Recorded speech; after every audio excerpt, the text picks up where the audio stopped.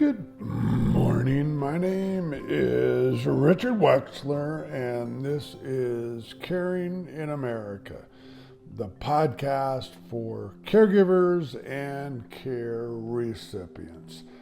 So, folks, I sit here. It's morning of July 3rd, 2024. Tomorrow, July 4th. We are approaching the 250th birthday of our country. Guess what that means? The country is aged to almost 250 years. We've been through a lot. We've seen a lot. We've had a lot of people in this country, done some great things. They've passed on. More people have done some great things. They've passed on. Kind of the way this whole thing works. You know, I talk about my story all the time. I talk about the fact that got married later, the two young kids, my wife and I don't know what we were thinking. Yeah, we had four parents in their 80s. Okay. But we were so busy with careers and the kids and the sports and the homework and everything else. I don't think we thought about it a lot. I know we didn't. And then, bingo, talk about summer of '05, almost 20 years ago, phone starts ringing. And all of a sudden, they weren't doing well. And we weren't prepared. And they weren't prepared. And all of a sudden, we're in this new journey. And did they know and did we know it was going to last 14 years? Of course not. But it did. Until the final parent passed in 2019. That's 14 years. Our kids were 11 and 7. This was their growing up years. And all four of their grandparents weren't doing well. You know, I started reading, I started educating, I started talking to people all over the country. Yeah, a lot of people listened, but a lot of people haven't. And I talk about this a lot, and all the guests we've had. We've had, 50 some odd episodes now talking to people, and almost every one of them talks about what I talk about. We need to get prepared. The adult children and the parents need to have conversations about this like we didn't. You know, I talk about, magic's going to take... No, magic's not going to take care of this. If someone gets ill or they fall, or in a lot of cases, there may be an illness, there may be a fall, there may be an illness, it's tough. And we talk about that. You know, reality is people move, they find someone they love, they move, they find a good job, they find both, they move, and they move from where they were raised by their parents. A lot of times the parents are still in the same town. Maybe they've gone to a smaller home, maybe not, but they're still in the same town or they're nearby. And the kids have moved hundreds of miles, multiple states. We talk about even out of the country. And they're leading their lives. And that's what my wife and I were doing. We were leading our lives and trying to do the best we could. And then things changed. And I talk about, most people aren't going to wind up caring for four people. But a lot of people, and I mean a lot of people, are going to have at least one older person, grandparent, in-law, parent, close uncle, aunt, get sick, fall, both, and need help. So I guess I rattle my brain based on what I've learned, what I've seen, what I've talked about, what all my guests have talked about, what I've seen educating people across the country. I mean, would you rather just deal with this when it happens? That's what we did. And then try to figure out, okay, someone's not doing well, and we have to help. And how are we going to fit that in to our lives? Or maybe, and I mean maybe, we should talk about this. I mean, aging is aging. I'm 71. I'm not 21, 31, 41. Yeah, I think I did a lot of stuff through all those years, did a lot of outside activities from windsurfing to sailing to beach volleyball to basketball to baseball to snow skiing and on and on and on. I'm 71. I don't do most of any of that anymore. Why? Because my body's changed. I'm not the same physical person I was 20, 30, 40 years ago. Hopefully, 98% of what's upstairs in my brain is still doing okay. At some point, that will probably change. But I try to tell people to be realistic. Yeah, talking to mom or dad or both about getting older is challenging. They don't want to hear it. They don't want, it's tough to think about. I'm 71. I'm not 81. I'm not 91. I'm 71. But it's still tough to think about that we're entering more of that final portion of life. We're not in the beginning, let's say 0 to 20. We're not in that section of 20 to 40. And we're not in that section, let's say 40 to 60 as we hopefully move towards retirement. We're older. That we've learned a lot. We can share a lot if asked. We've learned things the hard way. We've learned things the easy way. You know, if people ask us for advice and they really want it, we got a lot of living and have had a lot of living to talk from. What worked? What didn't work? What should we have looked out for? What may have been a better path? I get all that. But we also need to be realistic. We're 71, we're 81, we're 91, we're different. And maybe in the back of your mind, yeah, I really am just going to age at home, die with my boots on, and I'm fine. Is that what you want? Okay. Is your family still going to come see you? Are you going to be in your house by yourself all day? Okay. Maybe for some of us, that's great. Do you need interaction with other people? What happens if things happen? Are you close to a hospital? Do you have a doctor? Do you have any type of plan? I mean, we have a lot of choices.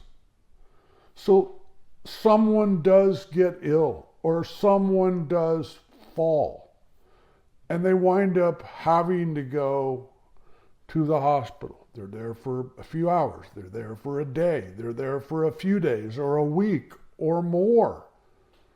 Maybe based on what's wrong with them, they have to go to skilled nursing. I've talked over and over again. Folks, nursing homes don't exist. They're called skilled nursing, where you get a lot of medical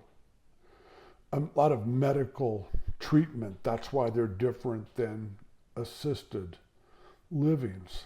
So you're now going to leave skilled nursing. What's next? Oh, you're going to go home. Is there a spouse, a partner, someone to take care of you? Maybe not. Maybe you're there all by yourself. You've left the hospital and now you're leaving skilled nursing with 3, 4, 5, 6, 7, 8 different medications. You're told you need to take all those medications per their instructions. Sometimes we simply forget. Or maybe I don't really need that. I'm feeling much better. I don't think I have to take that medication.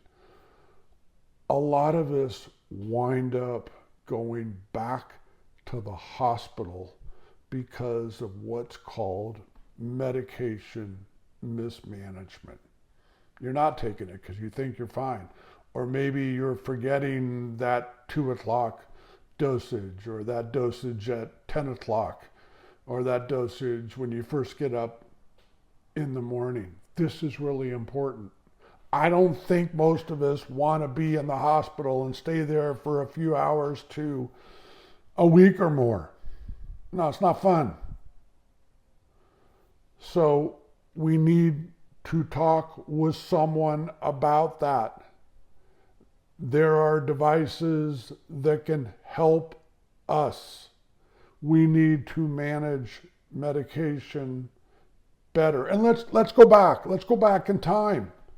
You're now in your 80s, you're now 90s, you're doing great. Then all of a sudden something happens. You don't live in an apartment, condo, townhouse, house that's really set up for you to age. Meaning there's throw rugs, there's stairs, the bathroom's not set up well, they're not grab bars, you're not safe. There are companies out there, we've had one, I believe, on the podcast that can make modifications in your home. Again, we got choices. We don't want to do anything. Yeah, it costs a few dollars, and we don't want to do it now when we'll literally wait until something happens and then deal with it. We have choices throughout our life. But we have to start realizing as we age, stuff happens. You turn to look for something in your house. You trip. You get dizzy for a split second. You fall. Hopefully you bounce. Nothing happens. But maybe you don't bounce and something breaks. Are you going to lie there on the floor because there's no one there to take care of you, no one to call, you can't get to your phone? I mean, a lot of stuff happens. And I guess when I yap and I talk and I almost preach about this stuff, we just want to get ahead of it. We want to have a great day tomorrow, a great 4th of July, a great next few days. We want to have a great 15, 20, 30 more years on this planet. But it is a lot easier if we have some of this planned. It's a lot easier if we live in, pick a city, Dallas, and our kids live in Ohio and New York and California and Italy. Talk to them. I know you're proud. Talk to them. Kids, talk to your parents. What do they want to do? If something does happen to them, where do they want to live? They're probably going to stay at home. Okay, well, okay, how do we make that happen? Let's look into if mom or dad needs help and you guys can't do it because you have lives and jobs and can't move home for an extended period of time. What's that going to cost? Who can care for them? Or does it really make more sense to move to an assisted living, maybe sell the house and get the money from that to pay for the... There's so many things to talk about.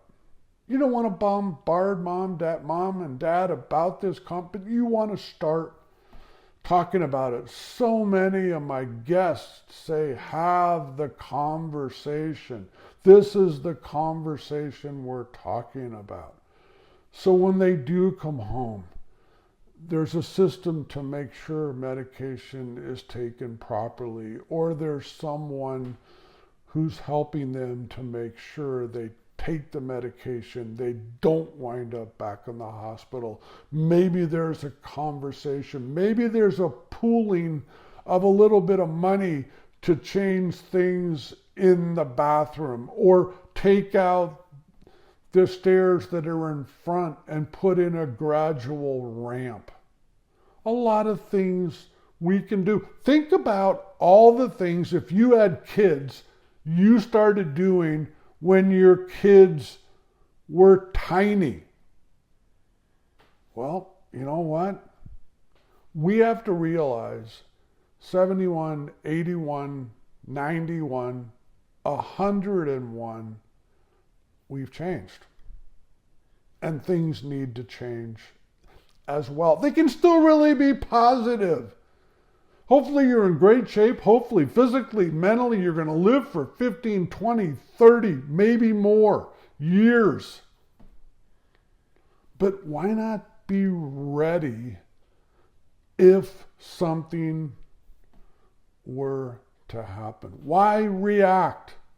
And all the education I've done and all the people I've talked to and all the people I've worked with, so many, it's not going to happen to me.